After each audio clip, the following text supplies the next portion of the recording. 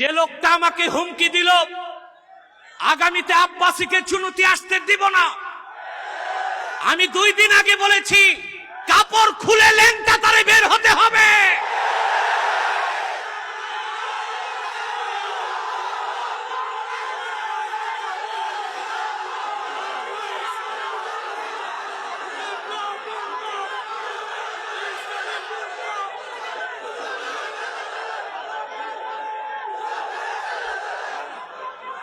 আলেম যখন মিথ্যার পক্ষ নেয়, আলেম যখন মিথ্যার পক্ষ নেয় আর স্বৈরাচারের তাবেদারি করে, ফুলের মালা গলায় জুটে না,